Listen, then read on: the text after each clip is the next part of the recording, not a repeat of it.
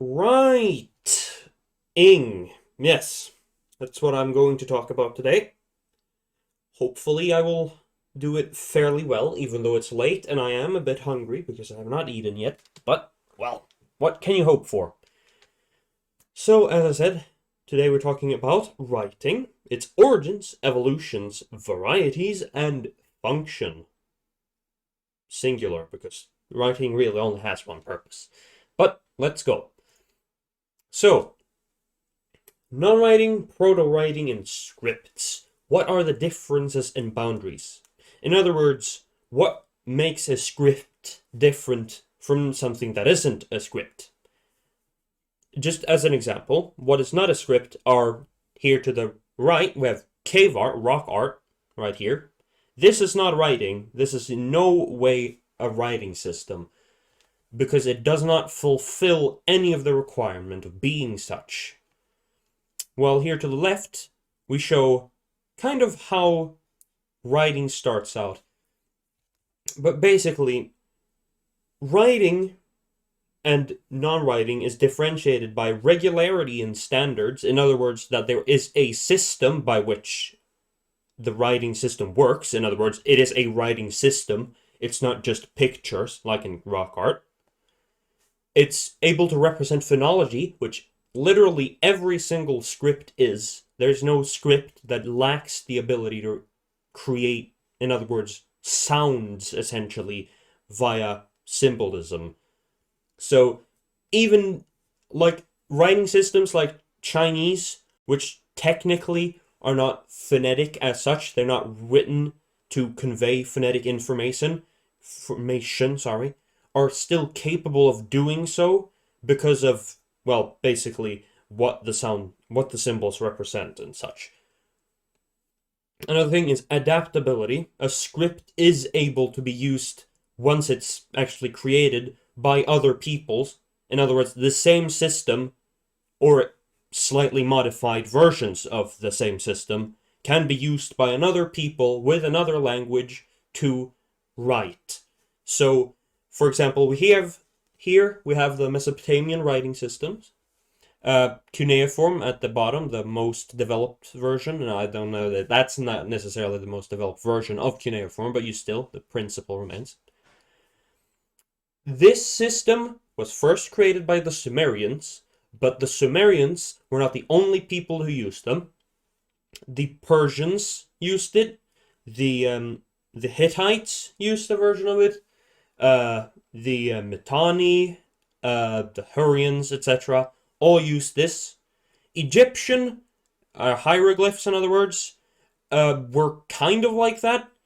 They were not really used by many peoples, although I'm fairly certain that the what's they called? My memory fails me at the moment, but they're people to the south which also used them to some degree, which from what I remember. And Chinese is of course used by pretty much all civilizations in East Asia at some point. Like the Mongols have used it, the Japanese have used it, the Southeast Asia has used it to some degree, fairly certainly. Um, yeah, many peoples have used these characters and modified them often. Right, but yeah, another difference between non-writing and real writing is that there's a certain writing direction or an order of writing, so you can't just place symbols wherever you want to, just when you feel like it. So you can't just place a symbol representing a certain sound or sounds and then place it another one there and another one down here without a clear, direction essentially. There are some systems where there are clear directions, but they're not going, just straight. But we'll get into that later.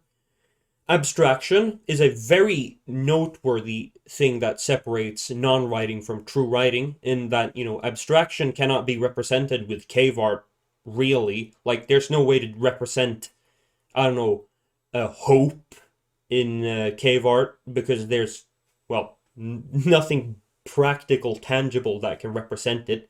But once you have these writing systems, you can just use the phonology of the symbols to create words for things that don't really exist. So, for example, hope. And this goes for Chinese too, even though it's not really a phonetic system, but they have, abstract representations of such things. Grammar also important. Even with Chinese, that kind of lacks grammar in at least the form what we would recognize it, mostly just using word order. It is still able to represent grammar to some degree in, for example, word order, but also but other writing systems for other languages we do have more extensive, like affixation and markers and all that stuff. That grammar is well represented when you have a fully functional writing system, so you can have plural markings in some capacity. And last, punctuation. It is not necessary for a writing system to have punctuation, but that is a very clear indication that it is a writing system, and that it has boundaries between words, sentences, subphrases of a long sentence, etc. And of course, boundaries between completely unrelated utterances also, of course. Those are some key things to note about what writing kind of is to separate it from non-writing. Well, next we get into the history and also a bit about the types. We'll get into that more in detail later, but for now we're going primarily about history. Here in the left corner, we have what is the most commonly accepted version of the writing family that Latin script represents, or is part of, rather. Though this is not the only writing system family, though it is by far the largest. Though I will mention a few things about, cuneiform is the oldest writing system that we know of. Was used in Mesopotamia, so around here. And it's no longer in use. And it has no descendants, but it was definitely a very important writing system when it was in use. There might have been another script in the Indus Valley, but we cannot read it, therefore we can kind of disregard it. But the actual writing system, as you said here, Egyptian hieroglyphs are very important because they represent the earliest version of our own writing system. So it's a very influential form of writing. Though, even though it is right here, it technically isn't the origin of writing as such, because, well, while the the Proto-Sinaitic script, which is based on Egyptian hieroglyphs, are, based on them, they often do not represent the same sound, so it's not an exact one-to-one translation. We'll see a few examples of that later, but yeah. Another very important writing system is, of course, the Chinese symbols. It's pretty much the least, changed writing system that we have.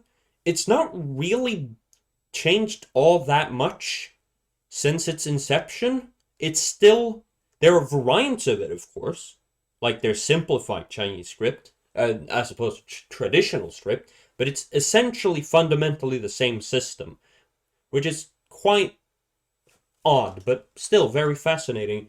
Though there is, of course, a derivative in the form of the kana of Japan, primarily, and Hangul probably took some inspiration from it, but we'll talk about stuff like that later. There's one last thing we can talk about, and those are the Mesoamerican scripts, of course, from Mesoamerica.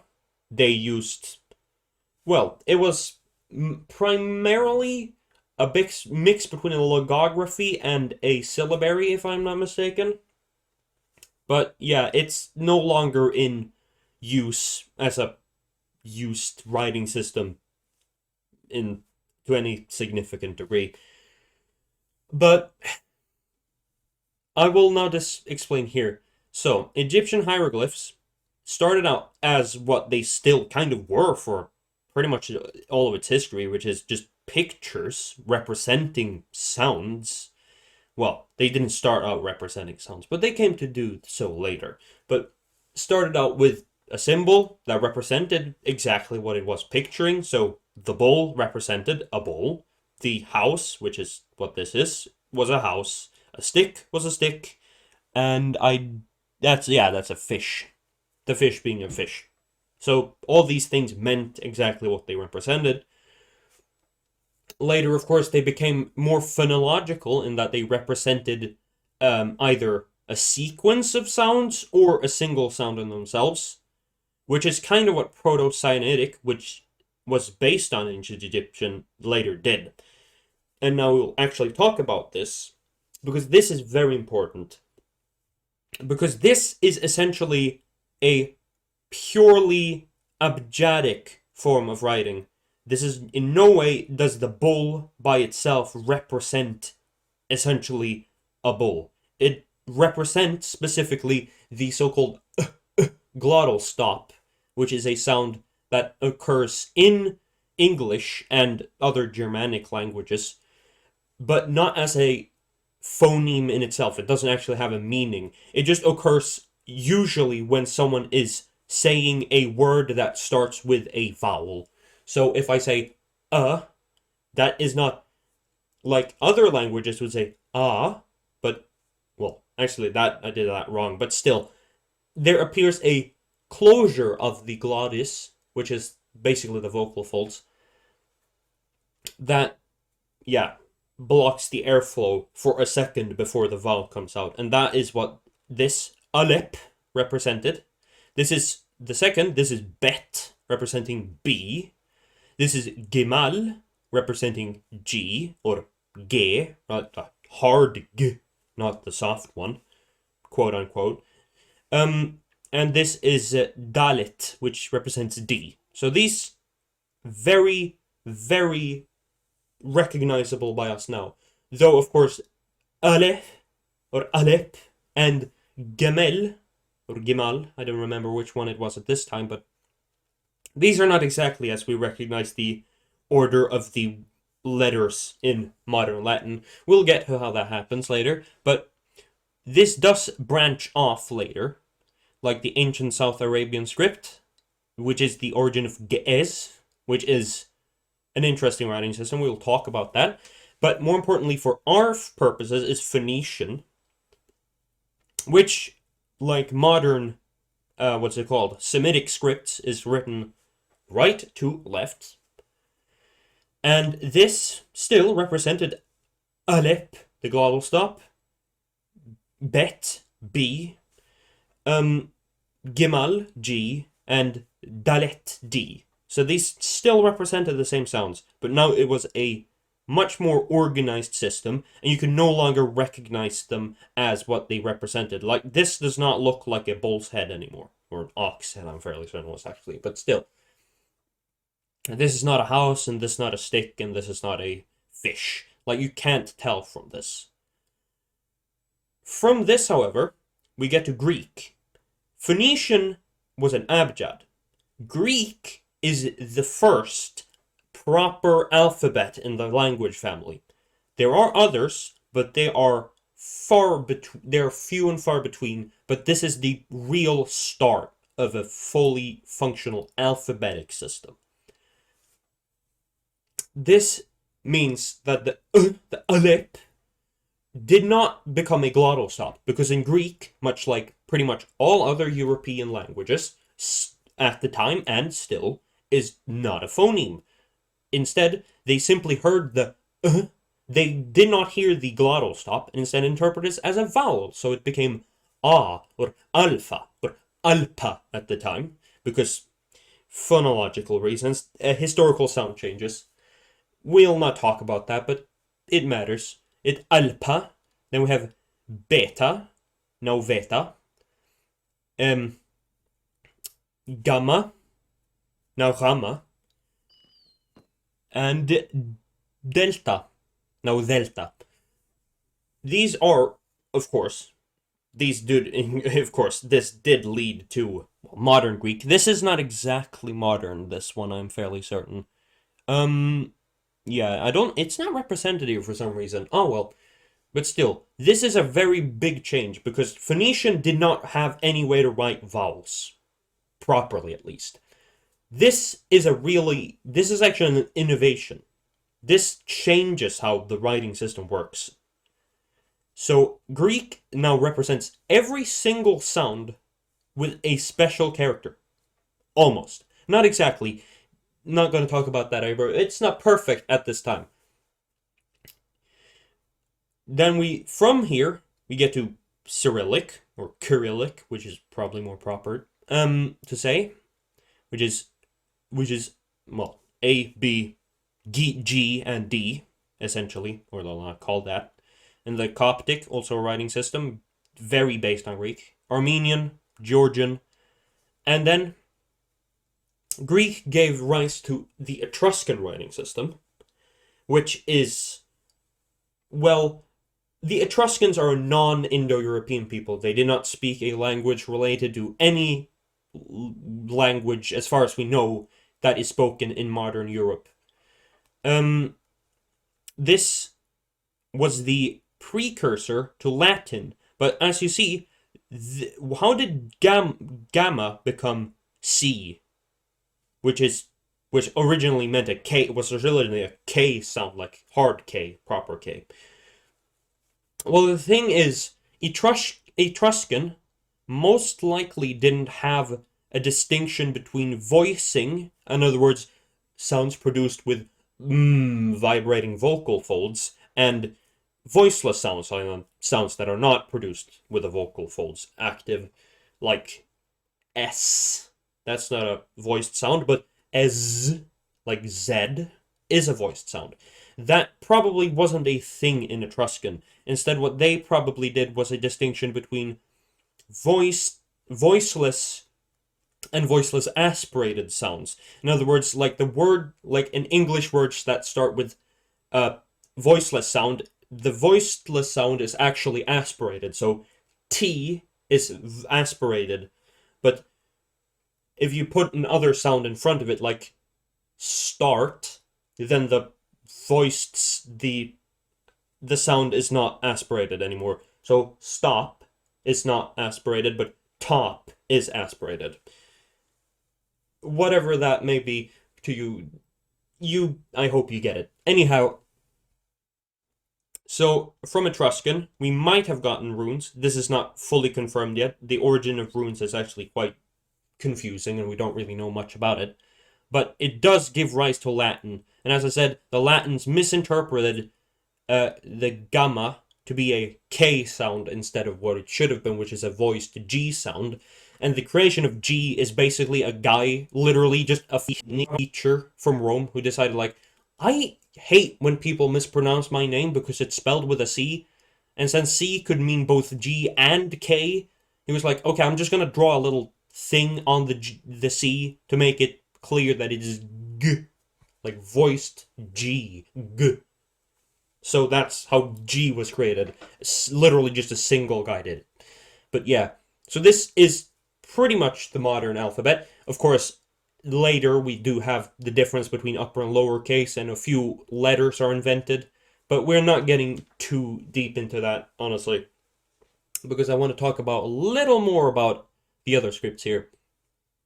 Aramaic is pretty famous, the language in particular, because it was used when it was spoken during the age of Jesus, if we will.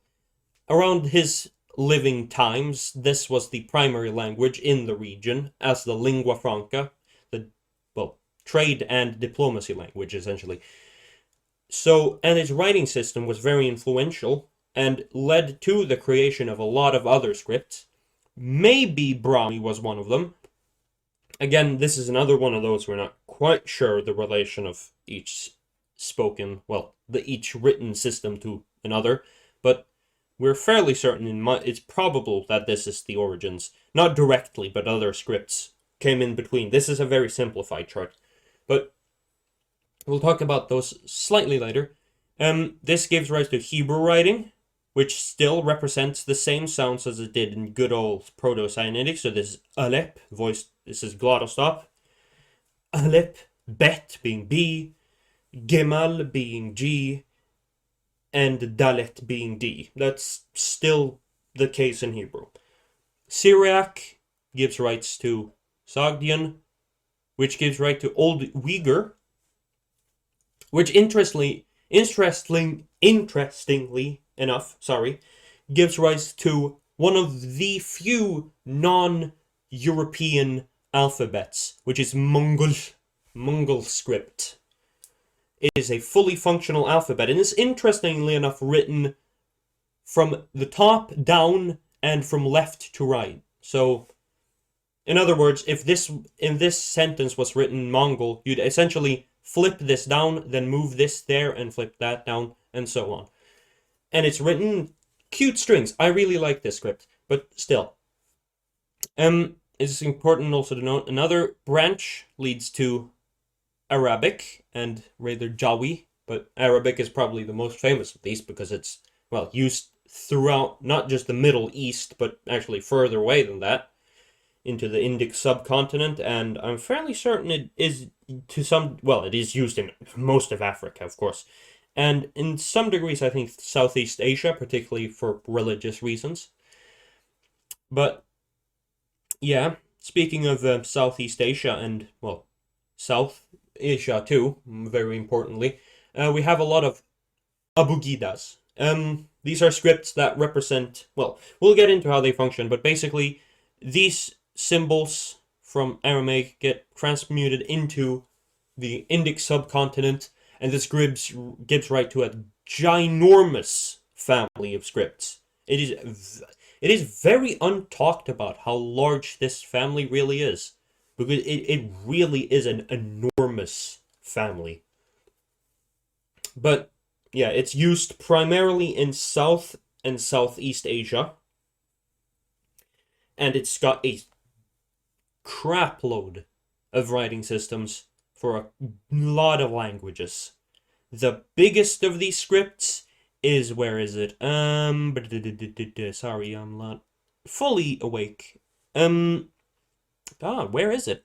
Here, Devanagari. This is basically, when people think of an Indian script, this is it. This is the biggest script used in India. But there are, of course, others like Gujarati, Nagari, my favorite Gurmukhi, for religious reasons. Kannada script, which I like really the look of. Odia, Tamil Brahmi, Tamil, Thai, Khmer, Lao, Sundanese, sorry, not Sudanese, that's way further. But yeah, these are used in Southeast Asia. There were these particular ones. There's a lot of them. Here's an interesting one though. Tibetan script, used in Tibet, obviously. It's one of, if not the most annoying writing systems in the world, because there's no correspondence between written symbol and sound, because the last time this language had a spelling reform, I'm fairly certain was a few, 1,500 years ago or something like that. Very, very hard to read. But this leads to the creation of the Pugspa script, which was used by the Mongols during their little, ownership of, half the old world. This later might have served as the inspiration for Hangul, which is probably one of the most interesting scripts, because it's a featural alphabet. We'll talk about what that means later, but needless to say, it is a very interesting script, and amongst people who do linguistics, it's probably one of the most well-liked scripts, and for good reason. It really is useful. But anyways, so let me tell you about what the different scripts essentially exist. What different scripts are there? I divide them into these two categories, primary categories, which is phonology first scripts and meaning first scripts. Phonology first scripts essentially are those scripts which represent, sounds, not the meaning of words. So we do not have, there's no symbol for car in a phonology first script, we have letters representing something that represents the word car, but not the object in itself. But and of course, meaning first is, well, not that. It literally just represents the word car most of the time. There's nothing at the. It needs to be noted, like, no script is like purely one of these or the other.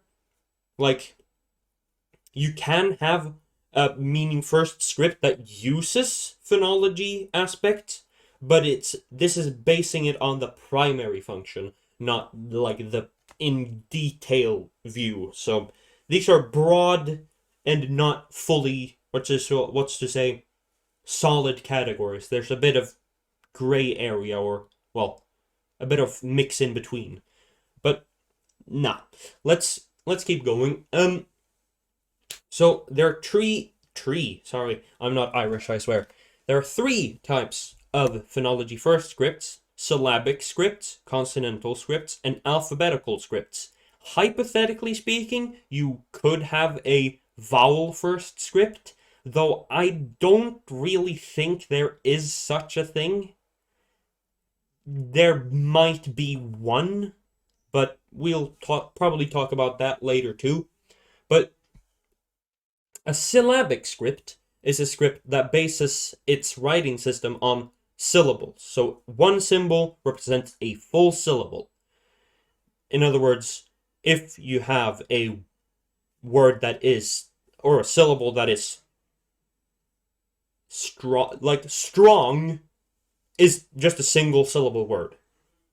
In a syllabic script, you would have a single symbol for that entire syllable.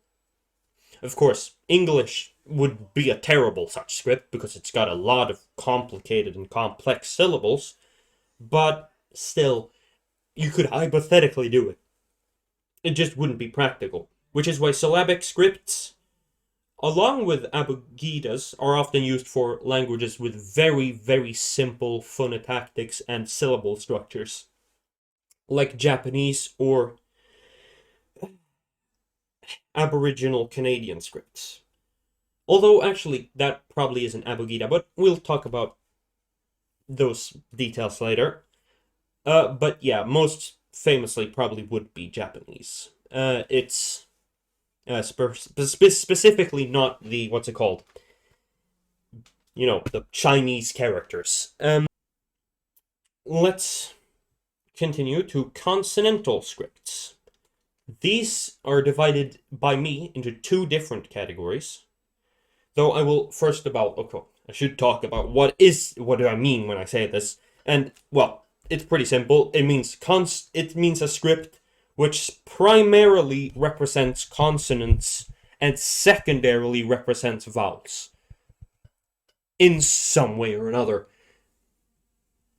And subdivided into these categories are the abugidas and the abjads. Abugidas are used in South and Southeast Asia, as we talked about. They represent a consonant and use a, basically, what should I call it? A modifying shape added onto the character to represent vowels. These are all examples. I'll talk about them when I've gone through all this. But yeah, so if you write, well, yeah, we'll talk about it later. Abjads have no primary symbols for vowels at all. There are what's it called? Diacritic marks used to represent vowels in most abjads, if not all of them, really. Though these are often not used, especially when, for adults, because they've learned the writing system, they know how the language works. Though it can be used. But as I said, there are no dedicated symbols for vowels in an abjad.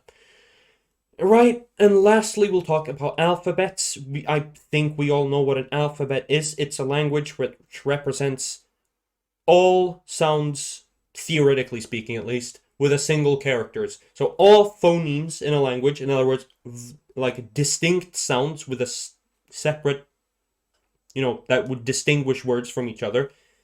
Each distinct sound has a character. This is not fully true. There are things like digraphs and trigraphs and such things. And of course, languages change, which result in inconsistencies, like English. But for theoretically speaking, at least, alphabets represent each sound with a single letter. Right. And last, the meaning first scripts. The only proper script in this category are logographies or logographies. I don't know exactly where the stress goes, but these represent primarily just abstract, very hard to interpret symbols which represent words, essentially. They can be used as kind of syllabaries or syllabic scripts, but they're primarily based on meaning, not sound. And pictograms are really not scripts, but they are just literally pictures of something representing something. I just put it here as a display, essentially, because let me just show you this little chart. Here is a syllabary. This is Japanese, one of the kana. This represents the syllable ka. This is an abugida. This, I'm fairly certain, is gurumuki. This also represents ka, although I don't remember anymore if this is the ga or ka. There's a difference there in Indic languages. But it represents one of those.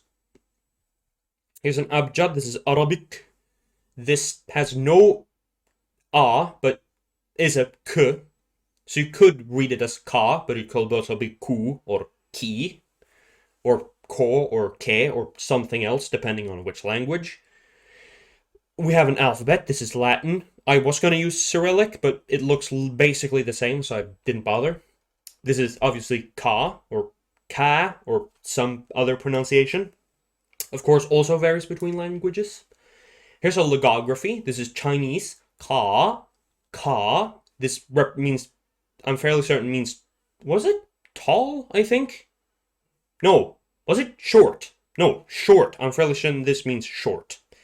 And the last is pictogram. What is this? This is a ka, to have an English pronunciation. This, of course, isn't really writing, but I just added it in there because it's funny.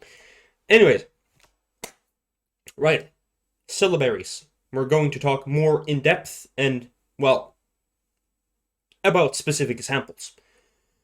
To the left, we have Japanese kana. These all represent single syllables. Don't know exactly which ones mean which. I don't know Japanese. I'm sorry. But essentially, one of these symbols means, well, they wouldn't mean la. They could mean ra. But, I mean, some accents they would mean ra, but, there's no distinction in Japanese. One of them would mean ma, and one na, and so on. But, yeah.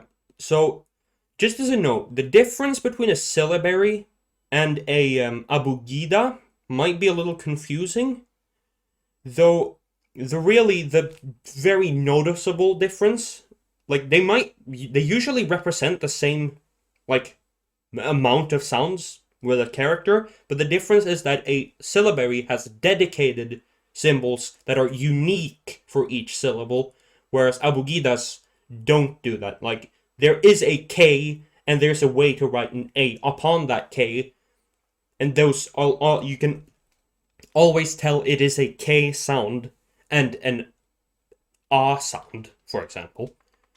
In this system, there's no way to tell which vowel and consonant it is. There's no system. It's just one symbol represents a syllable without any real clue as to which syllable it would be. So that's the distinction between abugidas and syllabaries. Just as a note. Here we have Cherokee, which is a really cool syllabary because it was invented by people well, a guy actually, just a single dude, invented this writing system, and it's pretty much the only North American script to be essentially independently created. It was based on Latin and other European scripts, but the symbols were in no way representing the sounds in which they do in European languages, as you can clearly tell, because these do not look at all like what you would accept. Like, this is not. This is e. Not r or r. So, yeah, this is really cool. I didn't even used for. But yeah, this is a really cool system. So as I said, each one of them represents a syllable, not, a word or something like that. But this, hold on, which is which? Now my memory's trying to frick with me. I think this is the Yi syllabary, which is spoken, this is Southeast Asia, I believe. This is another syllabary. I don't know much about it. I found out about it doing the research for this presentation, but it exists. It's a cool thing. It's a language family, I'm fairly certain, so it's not for a single language, but a lot of languages. But it's cool. I like it. Looks neat. And down here, it's not very clear. You can't see it that well, but this is Vai, I believe, which is from Africa. I can't tell you much about that either, because I found out about it doing the research for this video, but now you know it exists, and now I do too. Whew. Right. Next writing system. Type. Consonantal scripts. Abjads and abugidas. So, again, an abjad is a writing system in which you do not represent any vowels with dedicated characters. Instead, you are adding the vowels onto other characters. Like here, we have lamed, the L sound, with a diacritic, which I'm fairly certain represents the sound ah. So, as I said, these are not actually symbols on their own, but you could write this without using those symbols, and then you wouldn't have a single way to actually, unless you know what you're reading, where the vowels go. But, so this is glottal stop, L, don't know what this is. I don't know Hebrew script. I tried to learn it. I failed. I should try again. But yeah, as I said, no dedicated special symbols for vowels in these kinds of systems. There's also Arabic, works the same way. Looks fancier. I will have my partisan opinion here. It looks cooler to me, but it works practically the same, though it does have a lot more characters and represents therefore a lot more sounds. Ooh. Abugidas. They're particularly used in Southeast Asia and South Asia too, like Indian subcontinent. Though there are a few examples. This is like the oldest South Asian writing script. That is an Abugida. This is Ge'ez from Ethiopia. It works basically the same as both of these, of course, representing each consonant with a dedicated symbol, and then there's a way to modify those symbols to represent vowels. Here's a system you probably know. I'm not going to explain that much about this. You know how alphabets work if you understand English, most likely. Alphabets represent each and every sound with a dedicated letter. It's as simple as that, just the examples here. This is Georgian, that I know. And yes, then this is Armenian. Now I remember. Whew!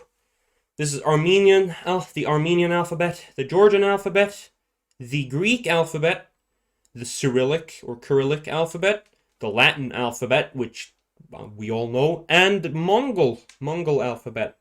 Very nice, I like it. Yeah. And logographies. As I said, each symbol represents not a syllable or like sound. They all represent words, pretty much. Though not exclusively. They can represent sounds and stuff like that, but it's primarily to represent words and concepts of words. Here, Mesoamerican script, I'm fairly certain this is the Aztec variant. Hold on, is it? I don't remember anymore. It's late. This is Chinese writing script. It's Chinese symbols. And this is Mesopotamian script, cuneiform. Here's also a very nice, this is a chart of basically the, well, different variants throughout the ages, going from the earliest to the last forms, Assyrian. Yeah, you get it. Well, actually, no, I'm fairly certain these two would actually be sort of coexistent at the same time, but yeah. Right. Let me finally talk about a slight interesting thing called featurality. This is when a script represents sounds not arbitrarily, like each symbol means not just, like, it just isn't just some random thing representing the sound F or whatever. No. In a featural system, every single letter has a shape which somehow corresponds to the way that sound is produced. The biggest real-world example is Hangul from Korea.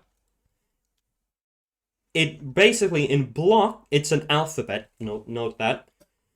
In a block, it represents each and every sound in the syllable with a dedicated symbol. And that symbol represents how and where in the mouth that sound is produced. I don't know exactly all of these. I do know this one is either an R or an L. It represents basically how your tongue is placed in your mouth when you're making the sound R or L. The vowel symbols, which these represent, not that one. This one, that one, fairly certain this is a stylized form. That one, and again, stylized. These do represent specific... These do not represent how they're produced, actually. These represent they're basically an abstract philosophical way to represent the vowels, based on a yin-yang, because Korean has vowel harmony, which is a system where vowels have to sound and act like each other in a word, and they cannot, vowels of a different nature cannot be in the same word together. It's an interesting feature. You can look up how that works on your own time. But yeah, so in this script, this, also another example, I'm fairly certain this is the T sound, because your tongue is placed far forward in your mouth, against the top of your mouth, of course, making the T sound. So none of these symbols are arbitrary. They all represent how a sound is produced when you speak it. These other ones here don't necessarily do that, but they have a system by which you can figure out how each sound is produced based on the shape of the characters. Except in this case where the vowels are kind of arbitrary. But for example, I should have remembered how you pronounce these. I think it's Ditema Ti Dinoko or something like that. I can't remember right now. But this is a script from sub-Saharan Africa, from South Africa particularly, I believe. I think this is probably one of, if not my favorite, real world scripts, because the triangles, the primary shapes are triangles. These represent the vowels, and everything inside them, or, well, close to them, in these cases, represent other sounds, consonants, in other words. So this is the I, this is an I vowel, with a line that represents T and a line which represents voicing, so you know this is a D. This is a D syllable. So this is a really interesting script because it's kind of hard to classify. It's kind of an alphabet, and but it could also be represented as sort of kind of a reverse abugida, where it represents vowels that are modified with consonant symbols. So this is like the only example of a primary vocalic writing system, which is interesting if you choose to interpret it that way. I personally probably wouldn't. I probably could consider this an alphabet, but interpretations are fair. But this is a really cool system. Like, this is probably like one of, if not my favorite, actual real world scripts. Speaking of favorite scripts, this is probably my all-time favorite script. This is the Tengwar, which I've already made a video about on the channel. It was created by Tolkien, and it's an abugida or an alphabet, depending on how you're using it. In this case, it's an abugida system, and each character has essentially each character represents voicing by reduplicating these curves, manner of articulation based on where this line, if there even is one, goes. So this is a stop, for example. This is also a stop, and this is, well, something that isn't a stop or fricative, depending on what system you're using. It could be something else, but in this case it is. And the direction of these curves represents the place of articulation. So this is it's very beautiful. It's a very, very functional script, and it's very adaptable, and it is probably my favorite writing system of all time across all categories, essentially. Well, in terms of scripts that exist, this is, of course, it's not a real script. It's not used by anyone. This one is kind of real, I guess. It was created for a real language, so I guess that makes it more real than this. But yeah, this is definitely a good script. And the last one I'm going to talk about in this video is the Canadian Aboriginal script. This is essentially an abugida, but instead of modifying a consonant symbol, you instead turn it around to represent different vowels. Or you can also, I think you can represent it with other words, but it's primarily meant to be turned around. So each one of these symbols represents a consonant, and depending on which way you flip the symbol, you can represent different vowels, making this a very, very peculiar and very distinct script system. Very, very unique. I certainly do enjoy it too. I really do love featural scripts. Like, fairly certain any linguist can pretty much tell you that, yeah, featural scripts are absolutely fantastic. And I happen to be one of those people who think they are. But I think that is pretty much all I have. This is the last thing. These are my sources. My only source, except for myself. It's Wikipedia, because really, like, based from this link, you can find pretty much everything I talked about in this video that wasn't, directly from myself. So, whew! That was a lot longer than the last one. So, yeah. Any questions? Yeah, I have one question. Right. Do you know where the word alphabet got its name? Oh, it's pretty simple. I'm fairly certain. Well, the word alphabet really just comes from the literal alphabet. Like, whew, sorry, my health. It's literally because A is the first letter of the alphabet, and alpha, or alpa, the old pronunciation. So alpa is the first part of alpha, bet, and bet is the name of, B. So alpha, beta. Alpha, beta became alphabet. and hence the name alphabet. It literally just means the first two letters of the entire alphabet. That's how the name was created. It's, yeah. Like, I know also that Arabic, for example, the name of that writing system is the Al-Abjadiyya, which is the same thing. Those are the first letters in the Al-Abjadiyya. Al-Alif, Bet, Gimal, or Gimal, or and Dalit, or yeah, Jad. Yeah. Any other questions? I'll take that as a no. Very well then. That is the end of this lecture. I hope you enjoyed it. Goodbye. I did.